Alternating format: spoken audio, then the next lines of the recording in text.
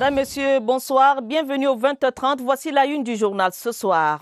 Une rentrée scolaire et des ajustements nécessaires liés à la pandémie du coronavirus.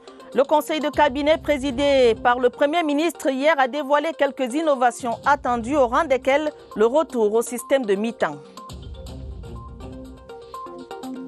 Les bons points d'une coopération qui booste la production agricole. Le Fonds international de développement agricole va financer la production de riz et d'oignons à hauteur de quelques 33 milliards de francs CFA. FECAFOOT, Ligue de football professionnel du Cameroun, le bras de fer perdure. L'Assemblée générale de la Fédération camerounaise de football qui se tient à Yaoundé en ce moment même remet au goût du jour les tensions et les divergences entre les deux instances du football national. Voilà pour les titres, Madame, Monsieur. Merci de nous recevoir chez vous.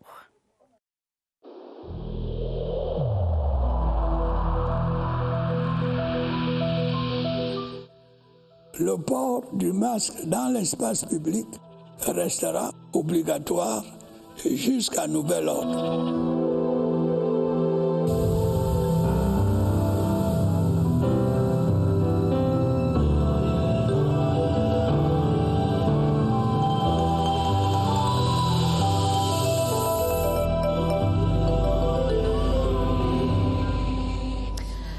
Madame, Monsieur, une fois de plus, bonsoir. En ouverture de ce journal, ce communiqué que nous recevons à l'instant, communiqué du gouvernement.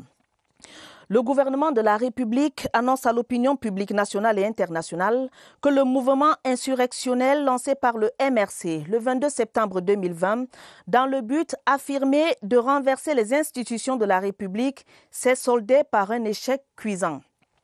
Le gouvernement de la République voudrait saluer à cet égard la maturité et le sens des responsabilités dont a su faire preuve l'écrasante majorité de la classe politique et du peuple camerounais. En rejetant fermement cette aventure irresponsable, elle a en effet contribué de manière décisive à lui barrer la route. Le gouvernement se félicite également du fait que, malgré la volonté acharnée du MRC d'instrumentaliser le fait ethnique et de mettre en danger le vivre ensemble auquel sont viscéralement attachés les Camerounais, le rejet de son projet insensé ait été clairement exprimé par toutes les composantes sociologiques de notre nation du nord au sud et de l'est à l'ouest. Il exhorte les Camerounaises et les Camerounais à continuer à faire preuve en tout temps et en tout lieu de la tolérance et de l'hospitalité qui les caractérise et à ne pas imputer les agissements criminels d'une poignée d'aventuriers aveuglés par une ambition dévorante à un groupe ethnique quelconque. Le gouvernement de la République félicite les forces de sécurité qui ont su, avec professionnalisme et fermeté, résister aux provocations, maintenir l'ordre public et assurer la sécurité des citoyens et de leurs biens. Le gouvernement porte à la connaissance de l'opinion qu'à la suite des opérations de maintien de l'ordre lancées pour barrer la route à ce projet insurrectionnel, un certain nombre d'arrestations ont été effectuées. Certaines, parmi des personnes arrêtées et dont l'implication dans le projet insurrectionnel du MRC a été jugée dérisoire, ont été relâchées. D'autres le seront, le cas échéant, au fur et à mesure de l'évolution de l'enquête judiciaire en cours. Certains meneurs et organisateurs de cette aventure insurrectionnelle ont également été arrêtés et répondront de leurs actes devant la justice. D'autres sont activement recherchés par les services de sécurité aux mêmes fins. La situation du leader du MRC fait l'objet d'un examen attentif par les instances judiciaires compétentes.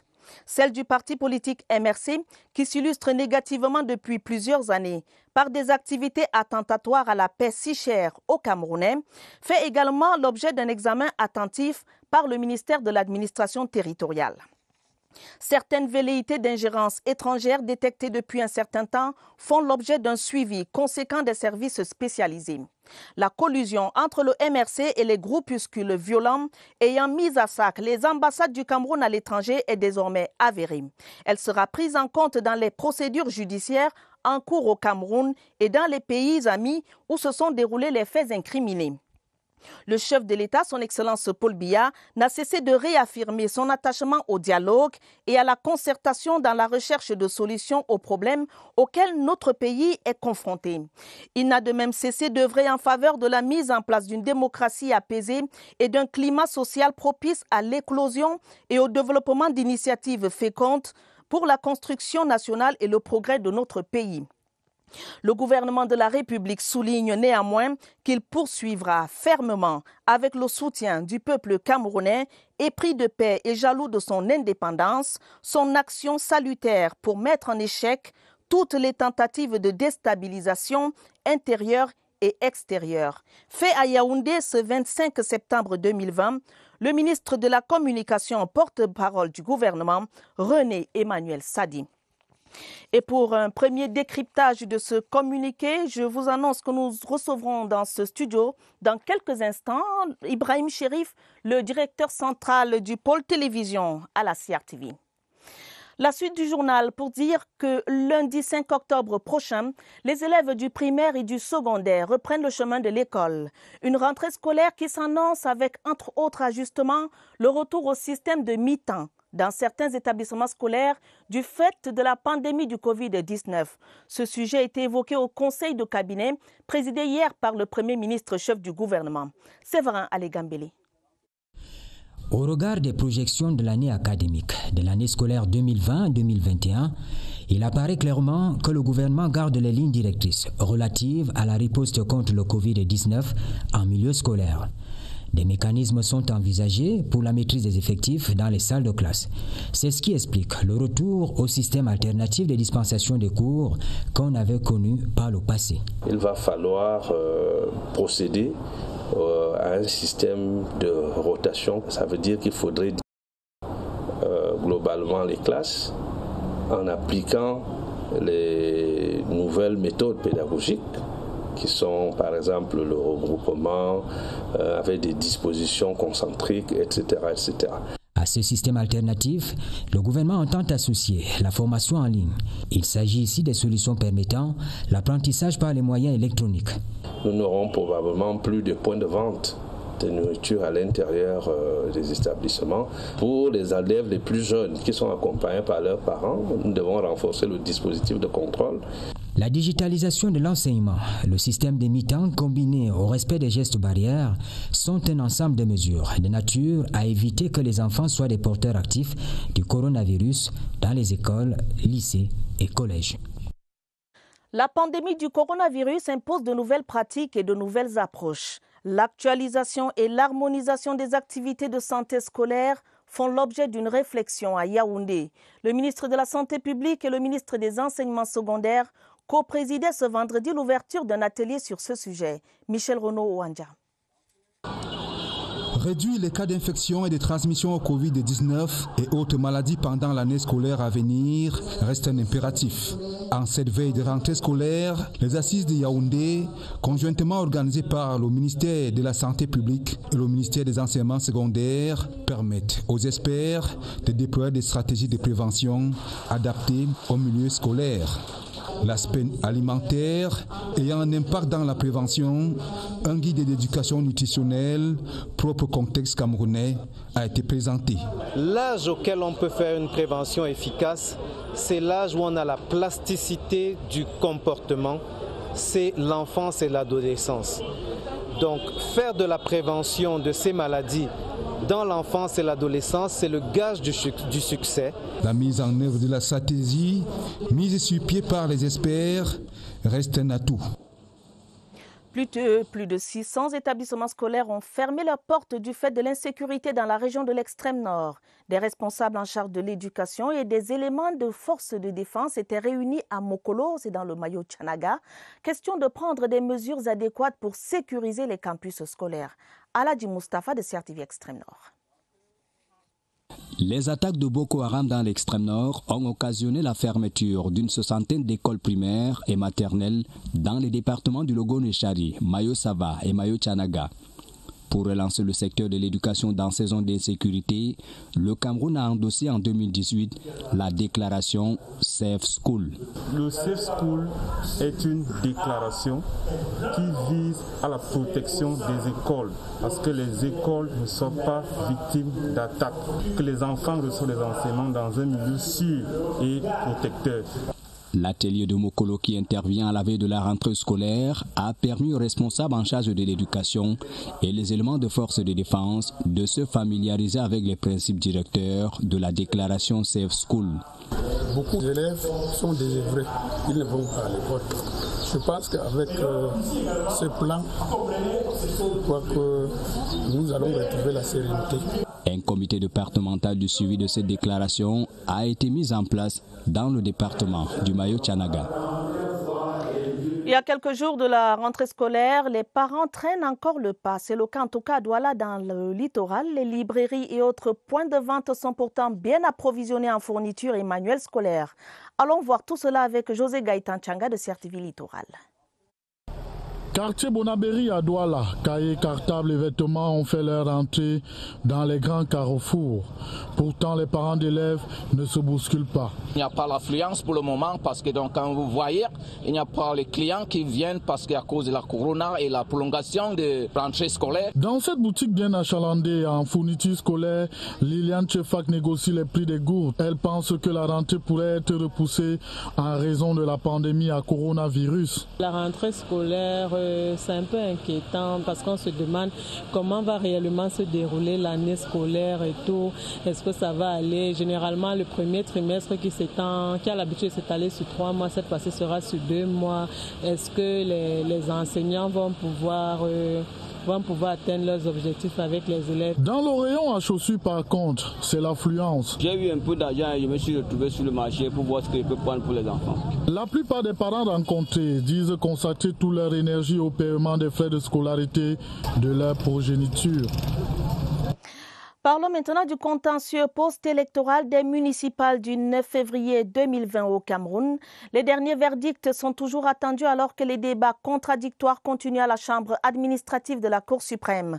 Rendu au 3e jour des échanges entre les partis politiques, leurs mandataires et Elections Cameroun à la haute juridiction, statuant en section réunie, de nombreux appels ont été rejetés, des décisions de reprise de l'élection de certains maires rendues dans les premiers verdicts tombés hier. On fait le point avec Nicole Doudou. La chambre administrative de la Cour suprême du Cameroun statue en dernier ressort. Les partis politiques ayant interjeté appel et déjà concernés par les premiers verdicts tombés ce jeudi se plient aux décisions rendues. C'est le cas du Social Democratic Front SDF qui demandait l'annulation du scrutin municipal du 9 février 2020 dans les 2 régions, du nord-ouest et du sud-ouest. Tous ont été rejetés. Nous avons exposé, notamment pour les cas du sud-ouest et du nord-ouest. Le mouvement progressiste fonde sa requête devant la haute juridiction sur le coefficient mal calculé à la mairie de Douala premier. Dans le cas actuel, et donc nous avons interjeté appel, on a exclu les partis politiques ayant eu des suffrages dans le coefficient les permettant d'avoir la détermination de cet élément-là. Les débats continuent à la chambre administrative de la Cour suprême du Cameroun. Les derniers verdicts sont toujours attendus. Le marché financier de l'Afrique centrale a pris corps. Ce vendredi, un accord a été signé entre le gouvernement du Cameroun et la Bourse des valeurs mobilières de l'Afrique centrale. La signature et l'échange des documents entre le ministre Mbela Mbela et Jean-Claude Mboua, le directeur général de la Bourse, se sont déroulés en présence de plusieurs membres du gouvernement et des chefs de mission diplomatique des États de la SOMAC. William Badi. 2 signatures pour matérialiser l'accord de siège entre le gouvernement de la République du Cameroun et la Bourse des valeurs mobilières d'Afrique centrale. Sur scène, Jean-Claude Mboua, le directeur général de la Bourse, et le ministre des Relations extérieures, le jeune Mbela Mbela. Avec toutes les facilités que le Cameroun va offrir à la Bourse à Douala, nous sommes convaincus que nous allons davantage rayonner sur le plan régional. Structure financière internationale, la place financière de Douala est un atout et suscite d'ailleurs beaucoup d'intérêt auprès des opérateurs économiques. En marge de cette cérémonie, le ministre Mbela Mbela a reçu en audience Vernel Trimfritz Patrick, la chargée d'affaires à l'ambassade des États-Unis au Cameroun, avec qui les échanges ont porté sur la coopération entre le Cameroun et les États-Unis au plan sécuritaire et sanitaire. Autre diplomate reçu cette fois par le ministre délégué Félix Mbayou, l'ambassadeur Tsutomu Osawa du Japon. L'entretien d'une heure entre les deux hommes était axé sur la nouvelle dynamique de la coopération Cameroun-Japon avec l'arrivée du tout nouveau Premier ministre Oyishiji Suga, élu le 16 septembre dernier. Les personnes âgées seront à l'honneur le 1er octobre prochain, journée internationale à elles consacrée. Le lancement des activités en prélude s'est déroulé ce vendredi sous la houlette de la ministre des Affaires sociales. Pauline Irène Nguéné a offert des kits sanitaires à certaines associations dans ce contexte de pandémie du Covid-19. Barbara Padjama. Unité d'anciens venus de tous bords pour représenter l'ensemble. Un rassemblement pour préparer leur journée, un 1er octobre, qui leur donne la parole pour officialiser leurs besoins en tant qu'humains. Ils doivent se sentir aimés parce que donner à manger, non, nourrir les gens, c'est pas assez. Les gens ont besoin d'affection, non, se rencontrer, mais que se sentent qu'ils existent. Non? Ils reçoivent ici en cadeau une chaleur du gouvernement qui soutient leur combat contre la pandémie. Elles sont menacées par le Covid-19 en raison de leurs besoins en matière de soins ou du fait qu'elles vivent dans des environnements à haut risque tels que les institutions. C'est la raison pour laquelle nous avons pris une série de mesures visant une protection optimale du personnel, des pensionnaires des institutions spécialisées et des œuvres sociales privées, à l'instar de la suspension des visites des personnes extérieures au sein des institutions, sauf cas de force majeure. Les activités en prélude à la journée des personnes âgées prévoient des campagnes de sensibilisation et de dépistage du Covid-19 à Itoameki, chez les Sœurs de la Charité et à l'Esplanade du ministère des Affaires sociales. Le rideau est tombé ce vendredi sur la 9e édition du Salon de l'action gouvernementale, SAGO. À l'heure du bilan, l'on parle de 52 000 visiteurs et de 150 stands occupés par les administrations publiques et les entreprises privées.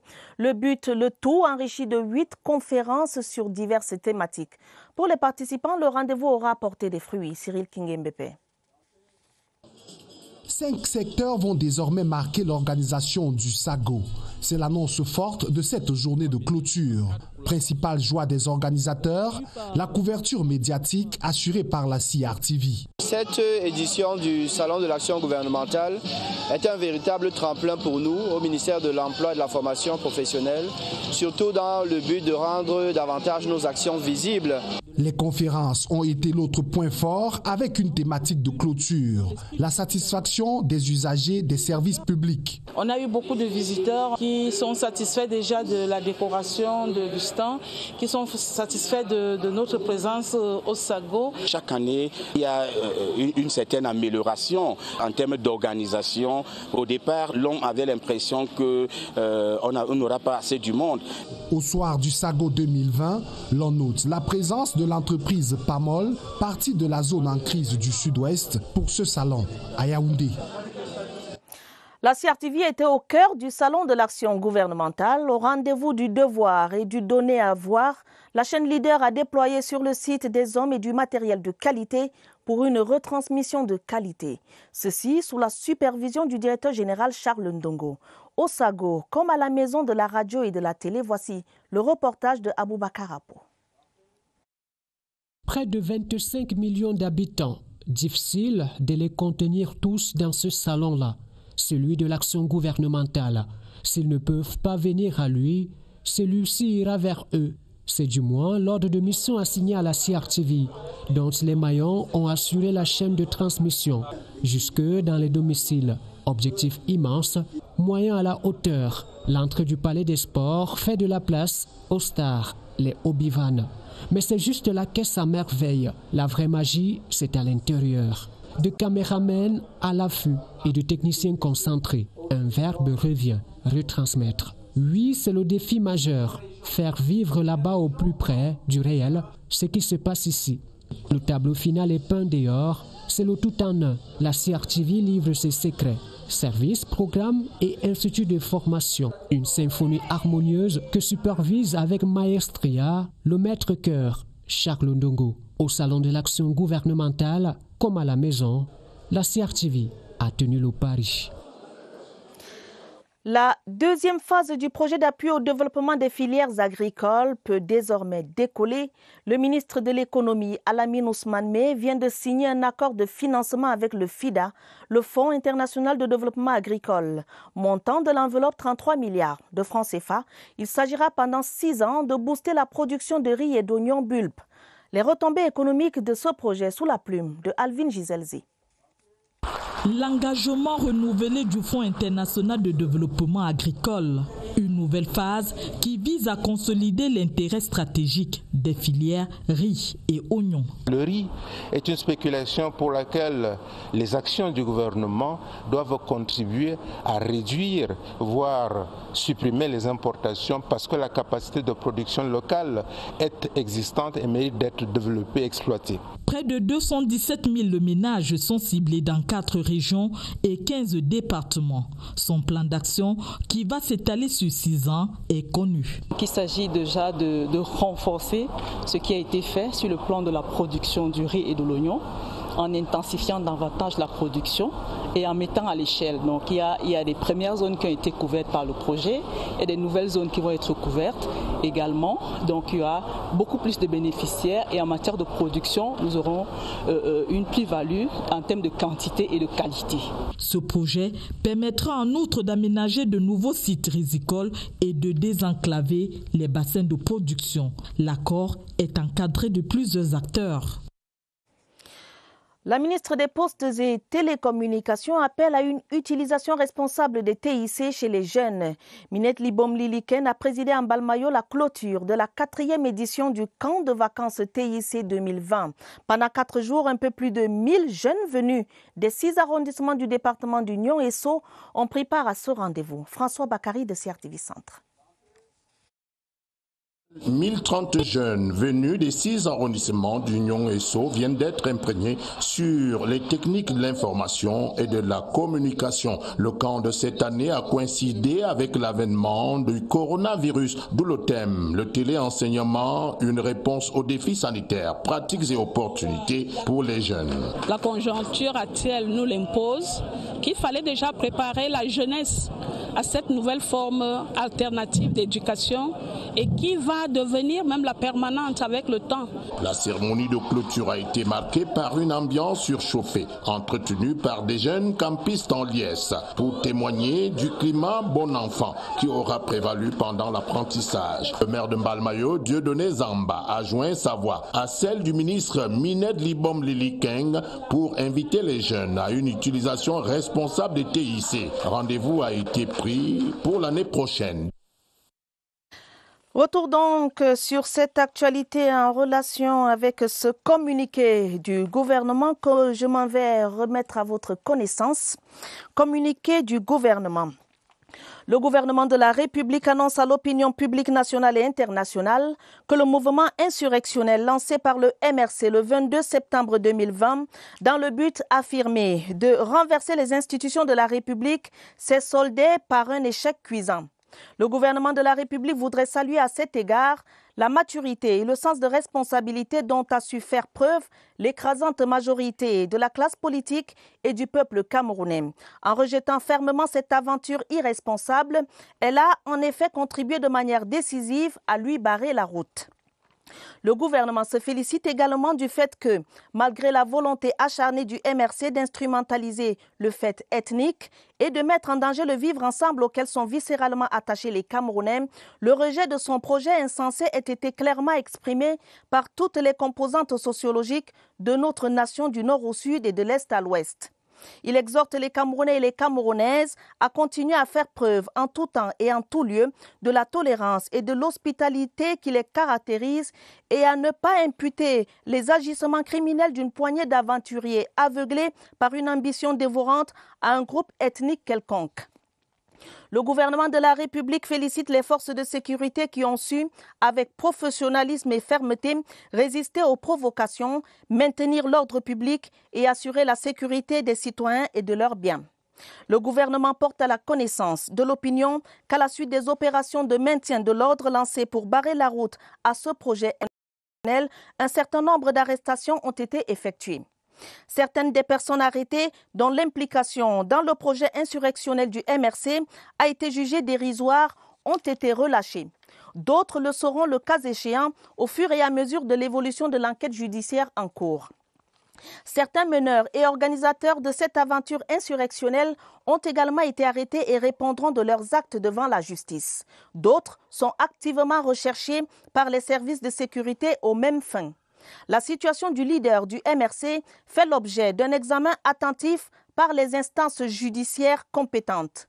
Celle du parti politique MRC, qui s'illustre négativement depuis plusieurs années par des activités attentatoires à la paix, si chères aux Camerounais, fait également l'objet d'un examen attentif par le ministère de l'administration territoriale. Certaines velléités d'ingérence étrangère détectées depuis un certain temps font l'objet d'un suivi conséquent des services spécialisés.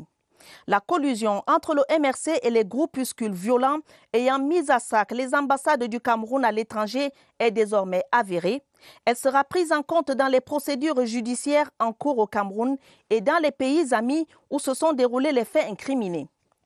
Le chef de l'État, son Excellence Paul Biya, n'a cessé de réaffirmer son attachement au dialogue et à la concertation dans la recherche des solutions aux problèmes auxquels notre pays est confronté. Il n'a de même cessé d'œuvrer en faveur de la mise en place d'une démocratie apaisée et d'un climat social propice à l'éclosion et au développement d'initiatives fécondes pour la construction nationale et le progrès de notre pays. Le gouvernement de la République souligne néanmoins qu'il poursuivra fermement avec le soutien du peuple camerounais épris de paix et jaloux de son indépendance, son action salutaire pour mettre en échec toutes les tentatives de déstabilisation intérieure et extérieure. Fait à Yaoundé le 25 septembre 2020, signé du ministre de la Communication, porte-parole du gouvernement, René Emmanuel Sadi. Et je reçois sur ce plateau Ibrahim Chérif, le directeur central du pôle TV de la CRTI. Ibrahim Chérif, vous êtes éditorialiste également. Bonsoir et bienvenue. Merci, bonsoir à vous, Atta.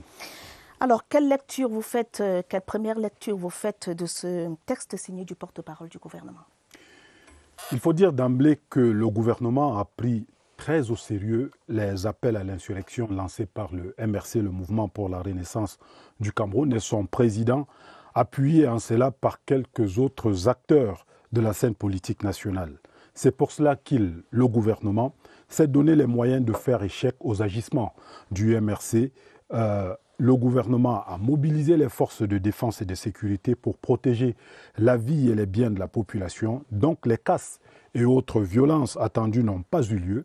Dans l'ensemble du territoire national, la journée du 22 septembre 2020 a finalement été une journée quasi ordinaire, on va le dire comme ça.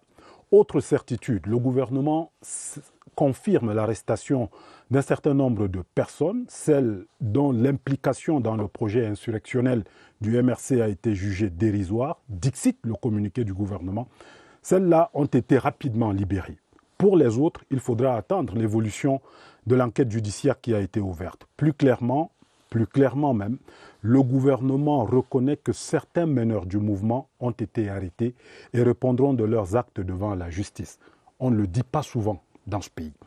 Plus clair encore, la situation du leader du MRC fait l'objet d'un examen attentif par la justice. La situation du MRC, le parti que dirige Maurice Kamto, qui est mise en cause, fait également l'objet d'un examen attentif par les services du ministère de l'administration territoriale, ici donc au Cameroun. Comprenne qui voudra. Autre certitude soulignée avec force dans le communiqué du gouvernement, la collusion avérée entre le MRC et les groupuscules violents qui s'étaient attaqués à nos ambassades à l'étranger. Vous vous rappelez l'épisode de la Basse, notamment en France, en Allemagne et quelques autres pays. En somme, on constate que c'est un gouvernement qui affronte avec beaucoup de lucidité les derniers événements survenus dans notre pays, Le gouvernement informe les Camerounais de la gestion de ces menaces. Il annonce aussi avec beaucoup de célérité les mesures déjà prises et aussi celles à venir pour rassurer les Camerounais sur le fait que malgré ces coups de boutoir, le navire Cameroun maintient lui son cap. Ibrahim Chérif, qu'en est-il de l'ingérence étrangère dans les affaires intérieures du Cameroun? On l'a vu tout au long de ces jours-ci sur les réseaux sociaux, des personnalités influentes de certains pays amis se sont prononcées sur ce qui se passe au Cameroun. Pas dans l'objectif d'apaiser les tensions, mais plus en apportant plus ou moins clairement leur soutien à ceux qui veulent mettre le feu au Cameroun. Le gouvernement en est conscient et manifestement veut se donner les moyens de tirer toutes les conséquences de ces inimitiés. On constate également que le gouvernement condamne ce qu'il a appelé la volonté acharnée du MRC d'instrumentaliser le fait ethnique. Il nous semble qu'il s'agit là d'une ligne rouge à ne pas franchir. En filigrane, on comprend que le gouvernement ne laissera personne encourager le tribalisme et instrumentaliser, comme il dit, son appartenance à telle ou telle autre ethnie du Cameroun. Il est heureux que l'échec des marches insurrectionnelles donne suffisamment de force à l'État pour se constituer en digue infranchissable pour ceux qui pensent que le fait ethnique peut être un tremplin dans la lutte pour la conquête du pouvoir au Cameroun. Le vivre ensemble dont on parle tous les jours dans notre pays ne doit pas être qu'un slogan. Il faut se donner les moyens de l'imposer aux Camerounais. C'est la fameuse unité nationale à laquelle nous ont toujours appelés et le premier et le deuxième président de la République du Cameroun, Amadou Ahidjo, Paul Biya. Merci Ibrahim Chérif, éditorialiste, directeur central du pôle TV à la CRTV. Merci pour tous ces éclairages. Merci, je vous en prie. La suite du journal pour parler de paix justement. Les musulmans du Mfundi sont mendiants de la paix et de la stabilité au Cameroun. Ils l'ont redit au cours de la grande prière ce vendredi. C'était à la grande mosquée centrale de la Briqueterie. Des intentions élevées pendant le sermon de l'imam Harouna Mohamed Aboubakar pour le Cameroun et les dirigeants qui incarnent les institutions. Étienne Pascal Azégué. La grande prière de ce vendredi est particulière à la mosquée centrale de la Briqueterie. Les fidèles de la communauté musulmane du Mfundi rendent gloire à Allah pour sa main protectrice qu'il ne cesse d'étendre sur le Cameroun. On a une obligation communautaire de soutenir l'action gouvernementale. L'exaction politique se passe dans les élections et non dans la rue. Donc nous demandons à toute la communauté musulmane du Cameroun d'être soutenue et sereine dans la paix. Le thème du sermon prononcé par l'imam Harouna Mohamed Aboubakar épouse bien les intentions pieuses des fidèles qui font résonner les sirènes de la paix. Sans la paix, nous ne pouvions jamais vaquer à nos occupations, à nos prières. Et quand Allah nous fait grâce de ce genre de dons, nous devrons beaucoup le remercier. Ils sont donc tous mendiants de la paix, comme gage de prospérité, de vivre ensemble et de sécurité dans le monde, et plus particulièrement au Cameroun.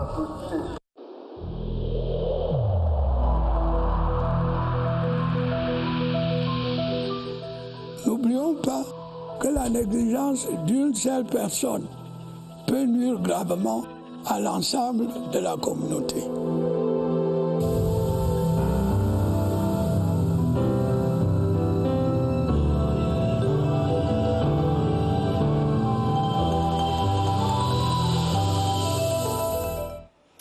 La riposte anti-Covid-19 au Cameroun pour dire que la surveillance épidémiologique se poursuit, c'est à l'effet d'éviter une nouvelle flambée au lendemain de la petite accalmie actuelle. Évariste Yenga et son invité nous en diront davantage. Ils sont en centre des opérations d'urgence de santé publique à Yaoundé. Bonsoir Évariste Yenga. Que doit-on retenir ce soir?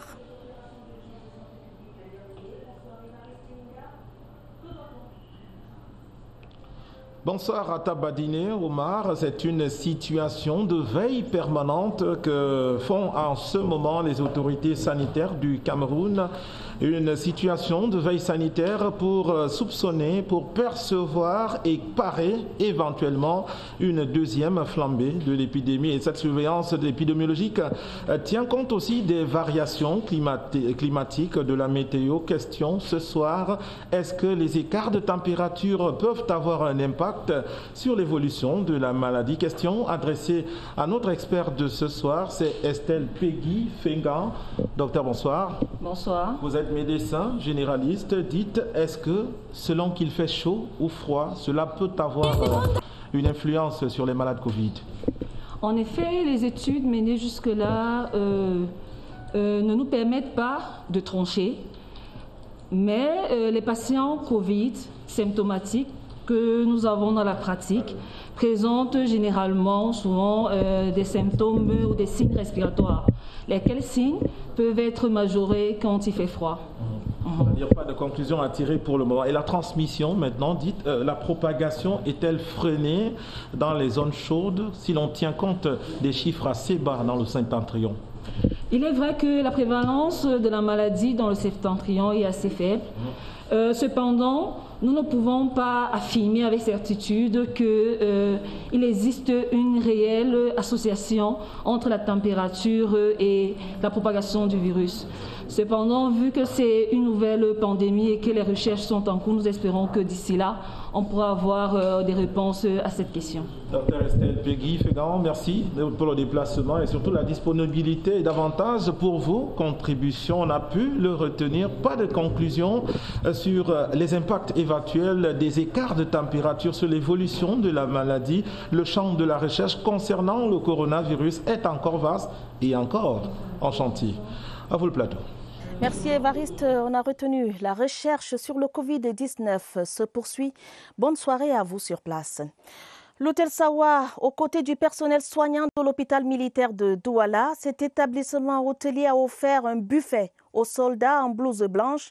Question de témoigner à ces personnels soignants, reconnaissance et encouragement dans la lutte contre le Covid-19. Les détails avec José Gaïtan Changa de CRTV Littoral.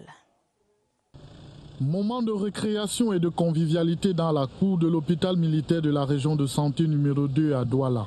Pour l'occasion, le personnel de cet établissement sanitaire a troqué blouses et treillis pour des tenues de ville. L'hôtel Sawa a offert un repas aux soignants, une manière de saluer leur dévouement dans les soins aux malades civils et militaires, tout particulièrement en période de crise sanitaire. C'est un partenariat qui est là depuis des décennies. Donc, s'ils sont venus nous voir aujourd'hui, c'est simplement pour nous dire qu'ils sont là, ils voient ce que nous faisons et pour nous encourager. L'établissement hôtelier public vieux de 42 ans reste numéro 1 dans la restauration et l'hébergement dans la région du littoral et compte le rester. Tout y est mis en œuvre pour conserver ce rang. L'hôtel Sawa a mis en place tout un protocole, n'est-ce pas, de protection de sa clientèle, de ses salariés et de tous ceux qui transitent par l'hôtel de façon permanente. Ce protocole est constitué principalement des mesures barrières, dont la distribution des masques à notre clientèle, la mise à disposition dans tous les lieux publics de l'hôtel des gels hydroalcooliques, la désinfection totale de l'hôtel à 2 reprises pour, n'est-ce pas, nous prémunir contre toutes les bactéries éventuelles. Et aussi, nous avons organisé des tests grande nature pour l'ensemble de nos clients résidents et aussi pour tout notre personnel. L'hôtel Sawa reste ouvert au public malgré la pandémie à coronavirus, mais recommande le respect scrupuleux des mesures barrières à ses clients. L'agenda culturel du week-end, les artistes vous proposent un week-end coloré et cela commence ce soir à Yaoundé avec Lady Ponce, Mister Léo et le groupe Ex-Malaya en live au Katios et à la Sanza. Samedi, un concert géant pour la paix dans le nord-ouest et le sud-ouest sera donné à la cathédrale sanctuaire Saint-Archange à Raphaël de Mvan, ici même à Yaoundé. Barbara Padjama déroule le menu.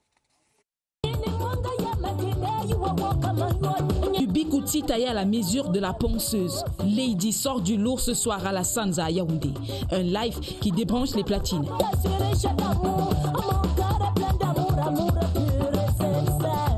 Fête de l'espace à Mr. Leo qui a des fans partout.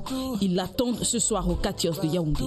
Partout, j'ai beaucoup de fans partout. Debout sur votre 31, Ex-Malaya et Fish vous ouvrent les portes de Las Vegas à partir de 21h pour un winter party.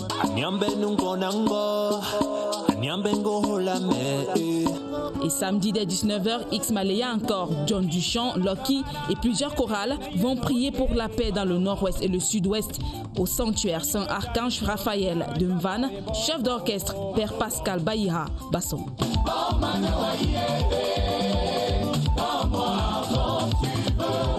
Tout le monde en salle à Bamenda pour l'avant-première de Full Moon de Leslie Schiffer.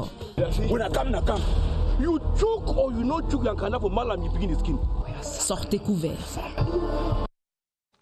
C'est bien noté, Barbara. Parlons de sport et plus précisément de l'Assemblée générale de la FECAFOOT. Après la sentence du TAS, le tribunal arbitral du sport, prononcée le 14 septembre dernier, on a pensé voir le feuilleton FECAFOOT League s'acheminer vers une fin consensuelle. La Fédération camerounaise de football ayant pris acte de la décision du tribunal arbitral de sport a concédé l'organisation du championnat à la Ligue. Cependant, l'instance fêtière du football camerounais a pris la résolution de nommer un secrétaire général et un directeur financier à la Ligue. Une résolution contestée par le général Pierre Semengue, le président de la Ligue. Nous reviendrons sur cette information dans nos prochaines éditions de journaux. La capacité organisationnelle des grands événements du ministère des Sports vient d'être boostée. Le président de la République a doté ce département ministériel de matériel d'animation de dernière génération, une console lumière, une régie audio, un mélangeur vidéo, des enceintes et une barrière numérique. La présentation officielle de ce matériel a eu lieu ce vendredi à Yaoundé. Évariste Yenga. Ceci n'est qu'un aperçu, une infime partie des 80 tonnes de matériel destiné à l'animation des événements d'envergure. Un podium de 400 mètres carrés, des équipements de sonorisation, régie son et enceinte, une régie vidéo de 20 entrées 4K, c'est-à-dire ultra haute définition, 100 mètres carrés d'écran de contrôle LED, des bannières et une régie lumière incorporée des effets spéciaux les plus récents. 80 tonnes de matériel suffisamment de nouvelle génération. Beaucoup de ce matériel n'existe pas déjà en Afrique au sud du Sahara. La dotation du président de la République au ministre des Sports est une fabrication d'usines sur mesure. Plusieurs pays en sont concessionnaires, les États-Unis, les Pays-Bas, le Canada et l'Allemagne. Quand on nous a saisis pour le projet, on nous a dit que le Cameroun voulait faire 2 événements back-to-back, avec la CAN et le CHAN et la CAN. Alors, dans des stades de 40, 55 et 60 000 places celui d'Olimbé, il fallait donc concevoir des lumières qui pouvaient contenir un peu ça. On a derrière les référentiels. Aux États-Unis, c'est le Hall of Game, c'est les Jeux Olympiques, et c'est sur la base là que nous sommes partis pour sélectionner. Premier déploiement, le CHAN 2020, et plus tard, la CAN 2022, a indiqué le ministre des... Mais le matériel entre-temps sera mis à disposition pour d'autres événements extrasportifs. Il y a du nouveau pour les fan zones, les plateaux artistiques et culturels, cérémonies d'ouverture et de clôture. L'événement s'annonce coloré. C'est la fin de ce journal, préparé avec la collaboration de Étienne Pascal Azégué et Mirabel Tala. Prochain rendez-vous avec l'information, ce sera à minuit. Vous serez avec Gideon Tazo et Joseph Gotamandeng. Madame, Monsieur, votre fidélité nous honore. Prenez soin de vous, prenez soin de vos familles. Bonne soirée à tous.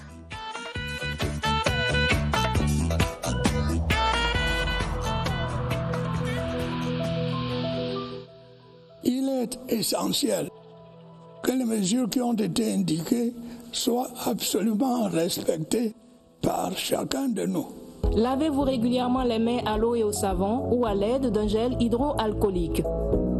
Restez à au moins 1 mètre de distance des autres personnes, surtout si elles toussent, éternuent ou ont de la fièvre. Si vous avez de la fièvre, de la toux ou des difficultés à respirer, consultez un médecin.